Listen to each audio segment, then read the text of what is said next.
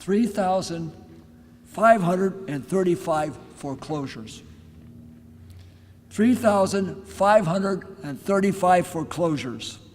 That is the number of homes that have been taken from families by banks between 2008 and 2012 in this zip code of 95122.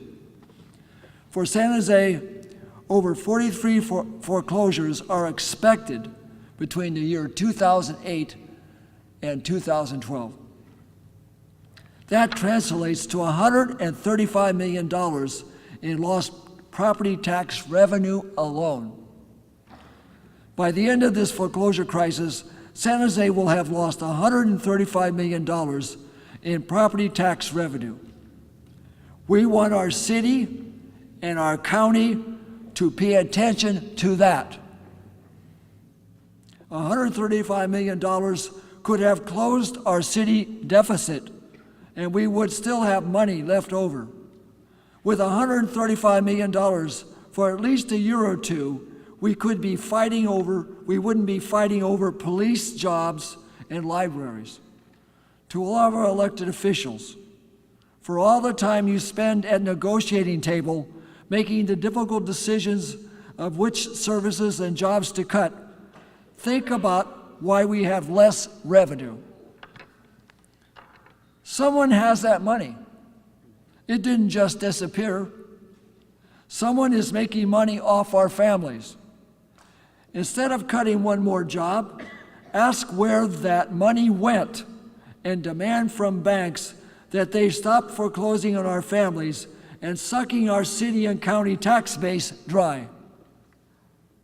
A typical foreclosure costs local governments more than $19,000. That's per foreclosure. $19,000 out of our pockets every time they rob one of our families of their homes. And then there are those of us with our homes underwater. We are trying to recover as a city from this economic recession.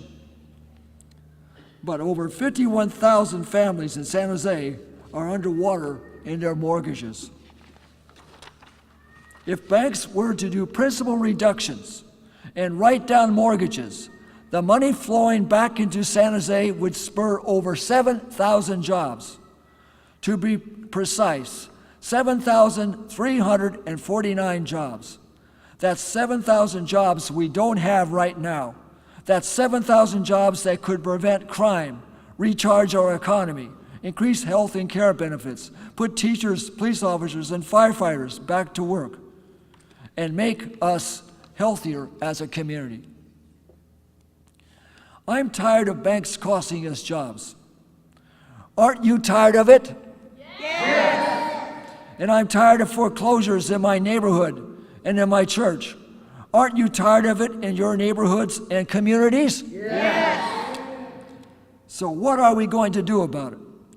We are going to continue to make simple, fair demands. And until we see a good faith effort to keep families in their homes, we will move our money.